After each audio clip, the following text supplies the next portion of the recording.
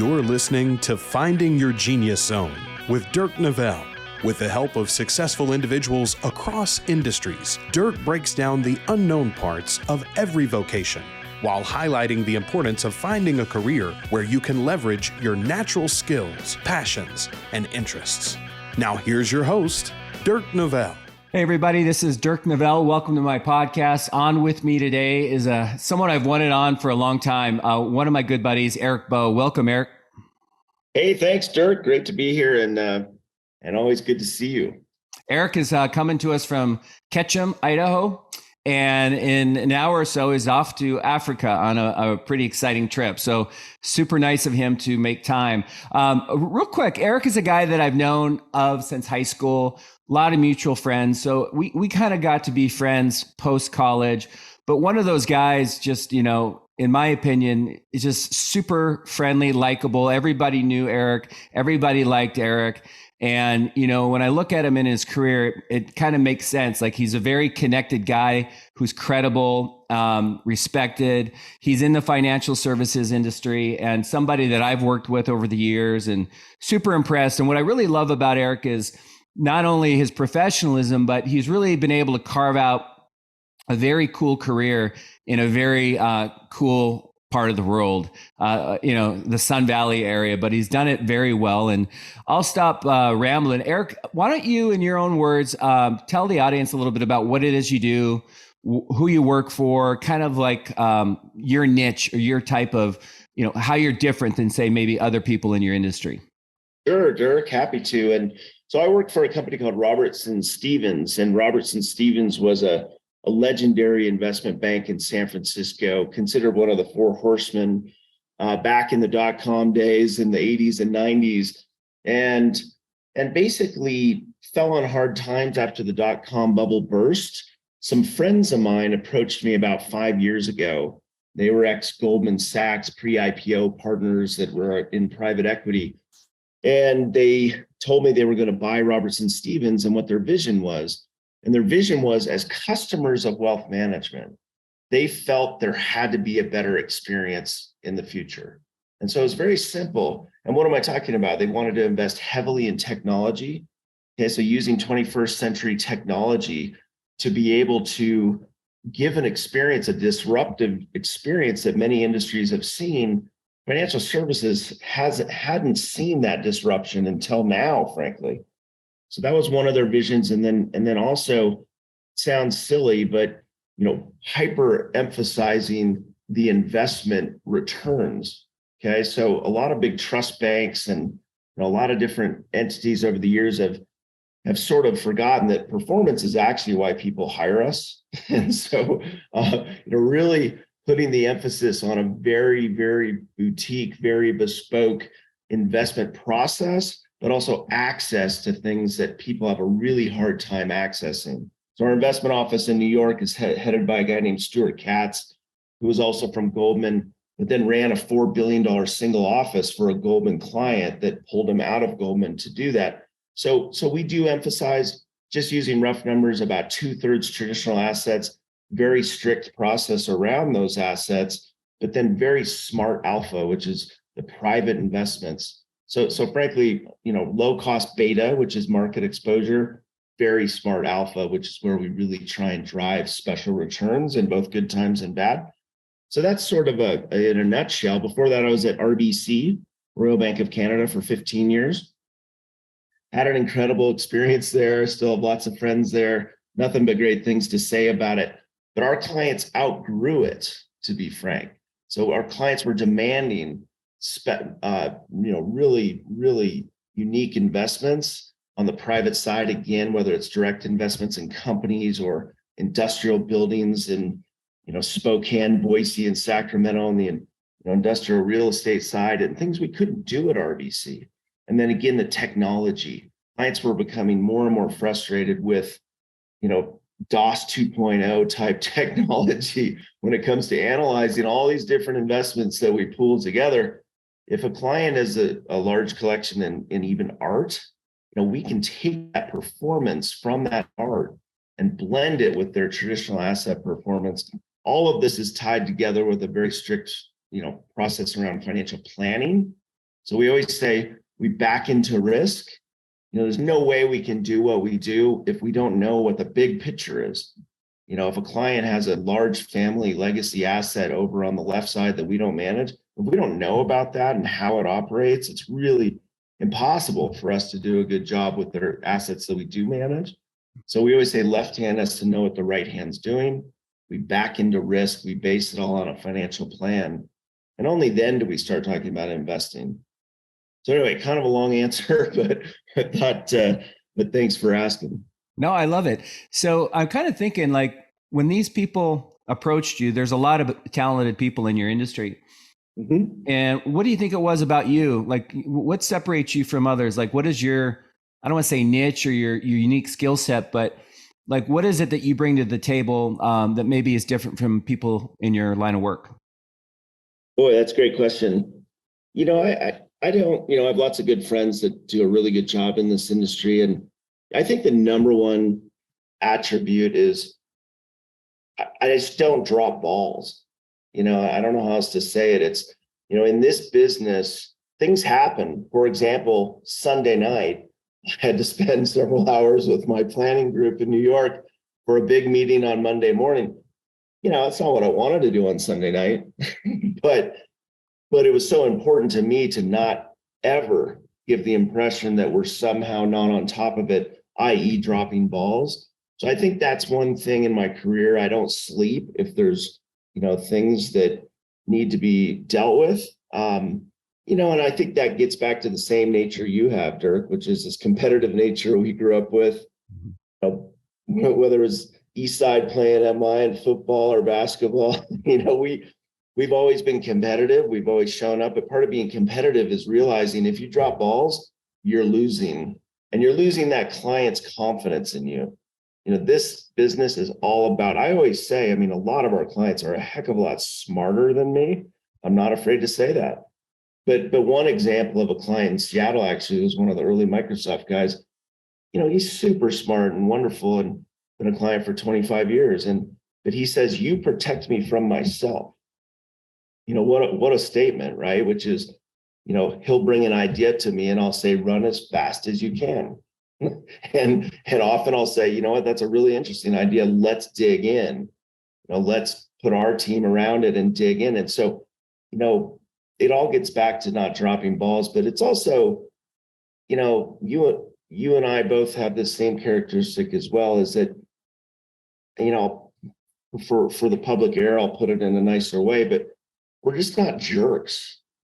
It's important that I treat, the person that's showing up at my house to landscape the same way I treat my largest client. I always have, always will. I learned that from my dad, and I just think that there's a lot of that missing in today's society where, you have a lot of haves and have-nots, and it translates into the way people hold themselves, and so, there's another way I would put it, not on the air, but you could probably guess how I would describe it, but it's the no blank factor. We won't work with blanks.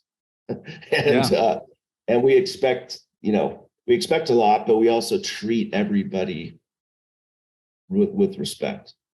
Yeah. While you're talking, we've talked many times in the past about some of the issues I have in my industry, but the skill sets and components that you have as a person are very relevant and important in financial services, because when you're working with somebody and relying on them to help them grow their business, grow their wealth, grow their family, protect their family, your criteria is very it's up there. And you want, versus you're working with someone on a mortgage loan, it's not so sticky. And so when you're listening to Erik talk, that's one of the things he has. He's very connected. He's very likable. And if you have these skill sets where people like you, they don't think you're a blank, they trust you, they get along with you. This is an industry where somebody can really do well. And I know that, it's interesting. I've had a couple of financial services folks on. It wasn't always easy. Can you take us back a little bit? You're a duck. I won't hold that against you, but coming out of University of Oregon, just give us a quick little summary of did you get right into financial services? And what did you do in the beginning to kind of try to launch your career? Sure.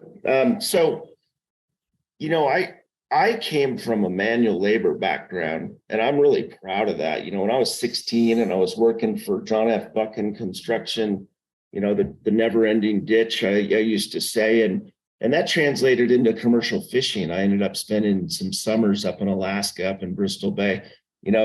For my friend group growing up, it was almost a rite of passage. We all wanted desperately to get jobs on gill netters, and we did. And we worked really hard, and it taught me that grind, when you're working 18 hours or sometimes 36 hours on Bristol Bay. So I learned early to grind, and that translated to when I moved here, and I love this truth about, my history is no, I didn't land in financial services at all. So my first 3.5 years here, I was a timber framer.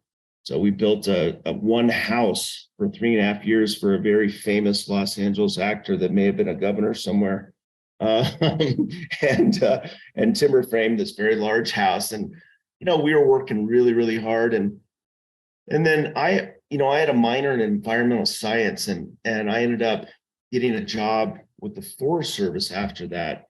And I was doing a biological evaluation of the Sawtooth National Forest. So again, very hard work. I was 6 months with a backpack and a string of mules, literally, and learned probably the best job I ever had, frankly, until this period of time, because got in the best shape of my life.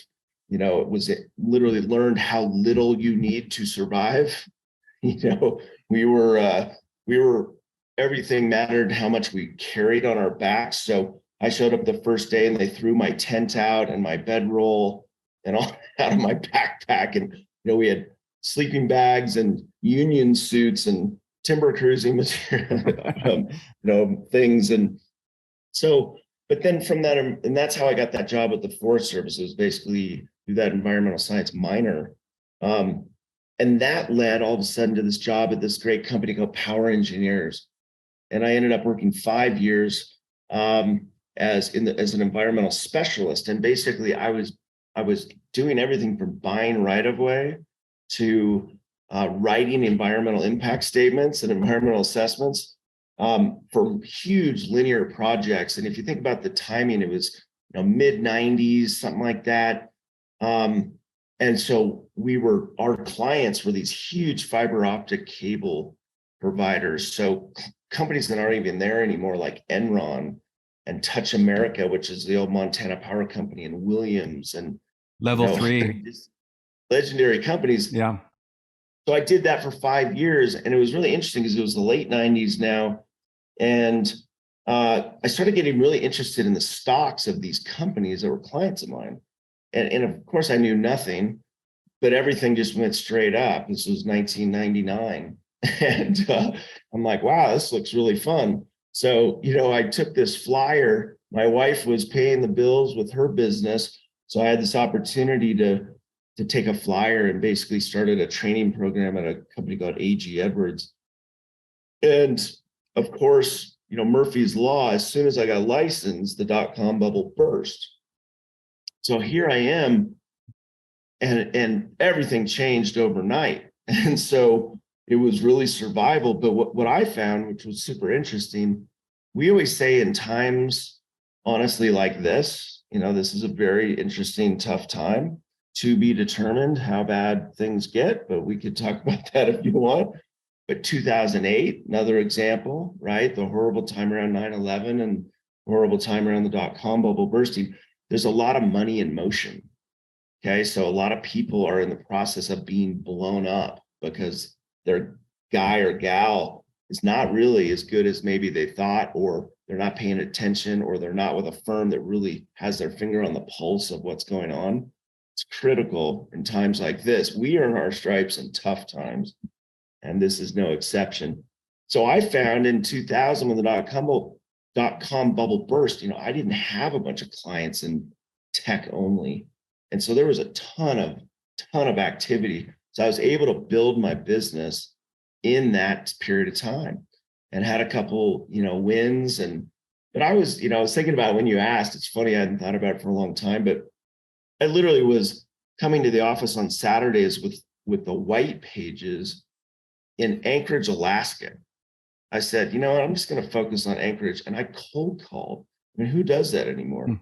Right. No. And I did it every Saturday, and it hurt. It was not fun. And I was questioning my place on the planet every day. But holy cow, just like we're talking about with fishing or construction or whatever the heck it is, I think that blue collar background is what taught me how to grind. And so, this industry, this business is a pure numbers game. And, it's not a 2-year thing. This is a 10-year thing. And tons of people fall off. I think at A.G. Edwards, I want to say there was like 72 people in my training class. And by the end of the first 2 years, there was like 7 left.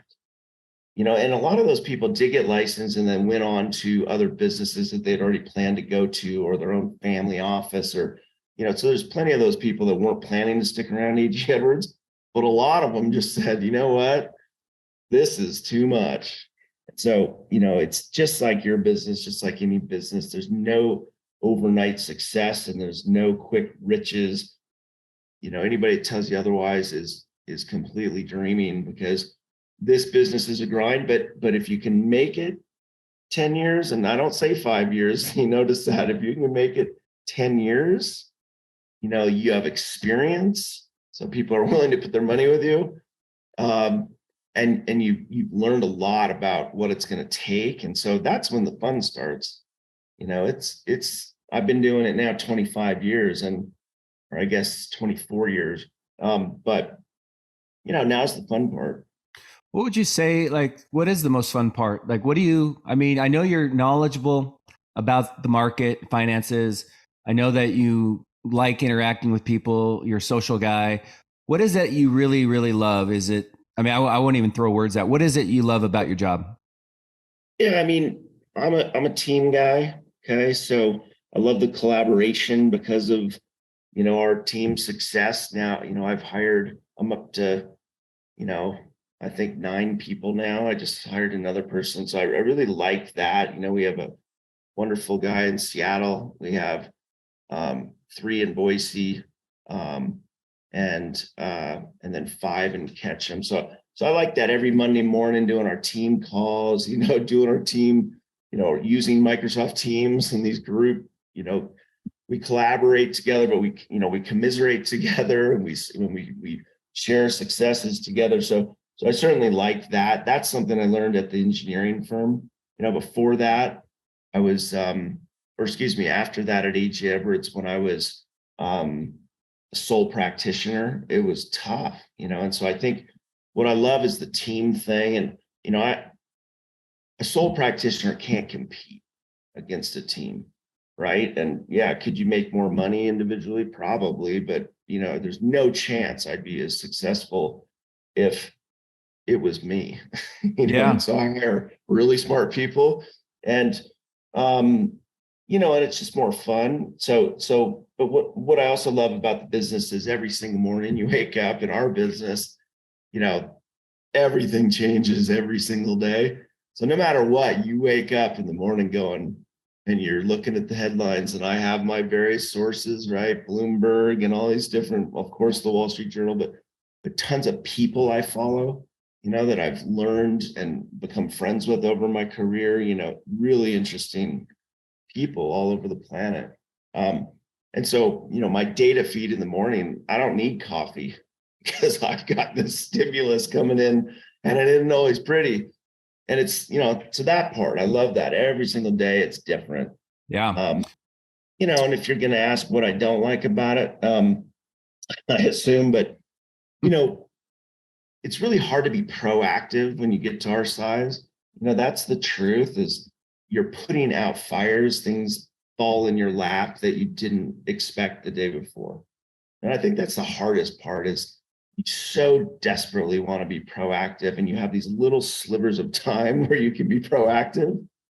And, I mean, just like you and I trying to schedule this, I've been a horrible pain in the butt trying to get this done because it's just things happen and clients, families, that's our priority. And so we drop everything when things happen, and things happen most days.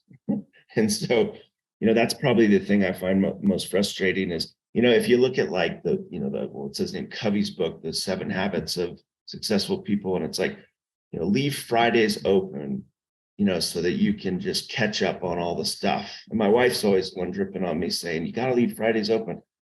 And I laugh because there hasn't been a Friday open that I remember. And so, it is what it is, but it does force you to, let's say health. I have a trainer, right? I work out with him twice a week religiously. And so I'll schedule my business trips and my meetings. That's me time. It's only 2 hours a week, but I'm going. So deal with it. I'm not going to get on an airplane until I do that. So there's little things you can do to, insert these things into your life. And frankly, trying to do more of that. And that's why I've hired quite a few people, is I'm getting better at delegating and making sure that, you can let this business absorb you without, for lack of a better term, you start owning people's money issues. It goes with you wherever you go. That's a lot of people don't like that. I kind of thrive in it, but it comes at a cost, right? So you got to really, really take care of the home ship, so to speak, yourself, the temple. And, so that's sort of the realities of this business. As you get bigger, you've just effectively grown. Every account we bring on, you're now that much busier, right? Yeah. So it's, and things happen, we don't lose clients, but, people die, unfortunately, and things happen. So we've gotten bigger and bigger and bigger and bigger. So you start to ask yourself, when do you close the gates? Say enough is enough, but that's no fun. What I'm good at is chasing, elephants, for lack of a better term. And, I was just thinking as I was saying that, we did this really interesting kind of back of the napkin analysis. Landing a large account on average takes 21 touches. So we looked at every single relationship we have, and a touch can be a text, but now you can't text in our industry. So it's all through our, SMS thing at work. So it's the wrong word, but a touch can be, me taking a guy duck hunting, right? Touch can be going to a cracking game. We did that a couple months ago. It was amazing. It can be dinners, it can be coffee, it can be emails. It's not like you're having 21 dinners with somebody. But if you're, that trust thing again, if you're really playing in the pools that we're playing in, these things don't happen overnight. They happen over sometimes years. And so you always got to be thinking about, if you want to grow, there's no quick recipe to those those deep relationships that you're looking for. Yeah. The team thing's interesting to me because if someone's listening to you right now, and maybe they're like, I don't feel like I have Erik's skill sets. I don't know a lot of people.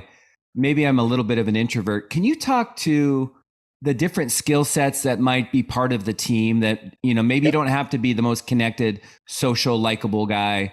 What are some of those skill sets? You have a team, you said, of 12 or 13. Are they, what are they? Yeah, no, it's really important because there's all these different, DISC training and Myers-Briggs, and we've done so much of that over the years, and it's actually fascinating. I think it's fantastic because it really helps me realize, that it's super important to check all those boxes, right? Like the skill sets that I have, like I call my, one of my lieutenants, for lack of a better term, the helicopter pilot, because he's the guy that can fly the helicopter. I can't fly the damn helicopter. I mean, the tech we're using is so next level.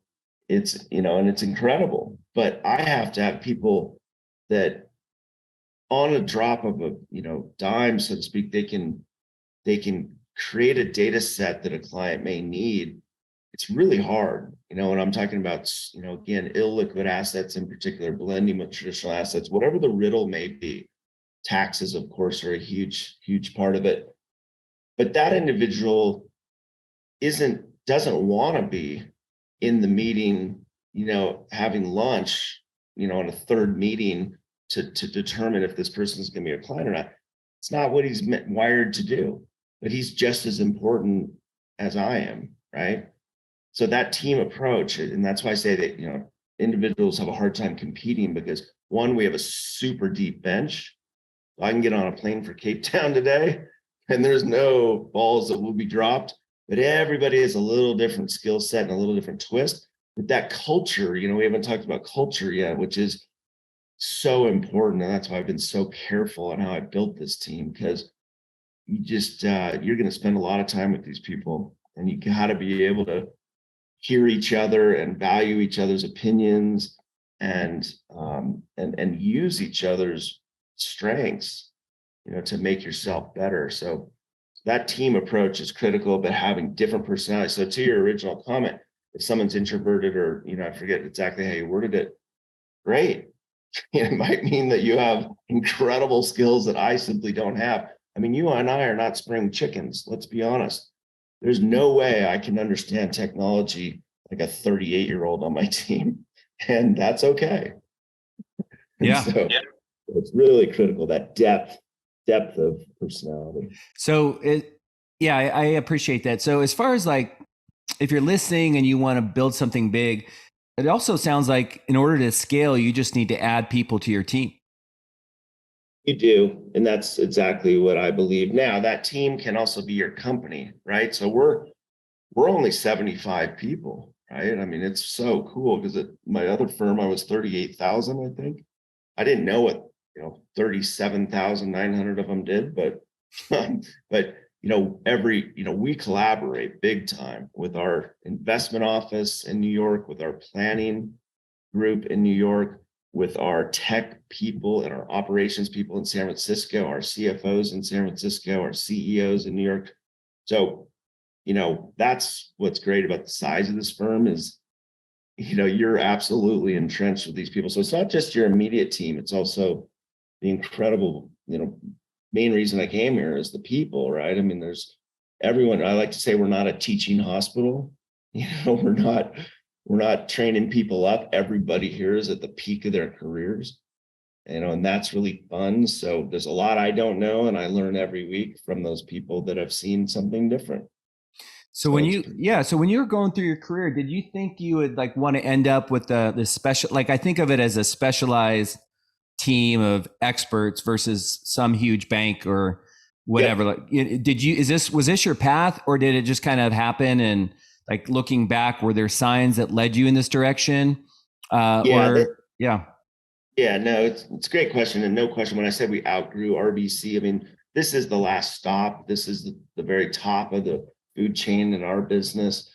So I knew we'd expand what we do for the clients we want to work with. And so this is sort of, but did I know 7 years ago? Absolutely. Did I know 10, 12 years ago? No.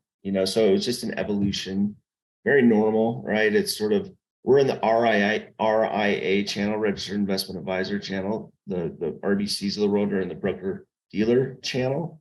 Okay, so the difference is an RIA has nothing to sell. We buy on behalf of our clients. Okay, so we can go anywhere on the planet. We can do whatever we want.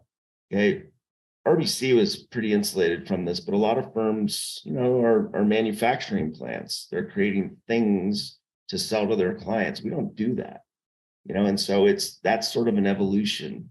The biggest, well, not the smartest, but the people we want to work with understand that difference big time. Yeah. And so, so we're pretty serious about, going anywhere that we need to go to provide what the client needs. And that's hard to do at some of the firms, frankly. Yeah, I get it. Yeah. And I'm thinking about your trip. So as we wind this down, I want to make sure that we're leaving ample time. Couple questions I typically ask all my guests, like, if you were to rewind the clock coming out of University of Oregon, would you have done it differently? Or, I mean, I know that the pathway that you pursued led you to, but knowing what you know now, would you have, for example, tried to find more of a specialized firm and work your way up, or would you have done it the exact same way? Yeah, I would have done it the exact same way, and I was thinking about that, and I was thinking about this dinner I had with this very famous architect who's from your area, actually, and it was so interesting because we were talking about like who he hires and how he hires and this and that. I thought it was so fascinating that he said, I don't want your traditionally trained architects coming out of the best architecture schools. He said, my number two, my lieutenant, was a jazz drummer for a decade, then went back to architecture school. I want people that see the world differently. I want people that see things that others don't see, and it just hit me. It was so interesting because, I've definitely done it differently. My route has not been traditional. I wouldn't do it, and I wouldn't do it differently. I think you got to wear multiple hats. You got to try on multiple things and learn, again, in my example, the manual labor route, to learn how to work, and so, no, I wouldn't do it differently. I was going to add one thing, which is that we haven't talked about, and that is giving back. Okay. So I'm super passionate about philanthropy. I'm the treasurer of a local community foundation called the Spur Foundation that I helped start. And we've already raised over $21 million for local nonprofits. And, that's hugely important. Another thing is I mentor a very special group of military folks, okay, with special operators, and help them get into college and get jobs and this and that. I find more enjoyment and fulfillment at this point in my life out of doing those things. And not more, I shouldn't say more, but it's so critically important to give back in your community, and I don't care if that means you're, spending an hour picking up trash, on the weekends for the highway cleanup crew, or whatever. But I think as a community, as a society, rather, we need to really pay attention to how we can use what we've learned and what we've been given by this great country back to our communities. And I think that's critical. I love that, Eric. And I've seen you firsthand.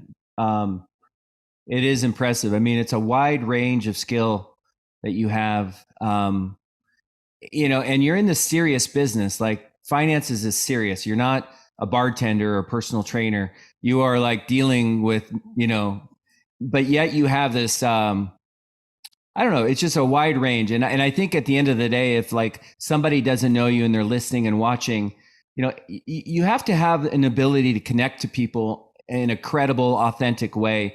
And I think, that's your secret sauce. I think that's what you are. You're also very connected. It's a small town. You grow up in Bellevue, Mercer Island, Sun Valley, a lot of interesting people, and you seem to attract those people. If I always ask this question, if you were to, let's just say financial services was off the book, you couldn't do it. Is there, just curious, is there a dream job that you would want to have? I know that you have a lot of hobbies, duck hunting. I know you love your ducks, Oregon. I know, is there something out there that, I know you love what you do, but let's just say you couldn't do that. Is there another career that you would just see yourself doing? I really, really love the regenerative farming movement, regenerative ranching, learning. I've been learning a ton about that space and doing it real time myself. That's probably how I would answer that today, because I'm super passionate about it. And there's just incredible people doing incredible things to protect farmland and to sequester carbon in root structures of grass, so moving cows. I mean, all this really interesting, kind of going back 100 years in a lot of ways. That's super interesting to me. I come from a lineage of teachers from my grandpa and aunts and uncles. And so I think that would be interesting as well. And it's still something that could happen someday. So I really like the constant, the important work our teachers are doing can't be emphasized enough. So that's maybe, something that I think about, but also something that I understand better now how important it is. Yeah, I love this question because I didn't know that about you. My wife is very much into what you're talking about in terms of the regenerative farming. We have land and she talks about it all the time. So maybe one of these days you and her can have a long conversation. Oh boy, I'd love it. Yeah. I would love it. So, hey, anything I missed that, that you feel like it's on the tip of your tongue, that a question I didn't ask? Ultimately, what I'm trying to do is help people make better decisions about choosing careers. Is there anything you think that you missed, or you feel pretty complete? No, I don't think so, Dirk. I'm just happy to have the opportunity to spend some time with you, man. We gotta get together face to face sooner than later. We're way overdue, and I love what you're doing. I think it's super important, and so thank you. You're welcome. Thank you, buddy. Have a great trip. I want to see photos and be careful. Stay away from the lions, man. All right. Okay. Thanks, buddy. Take care. Bye-bye. Take care.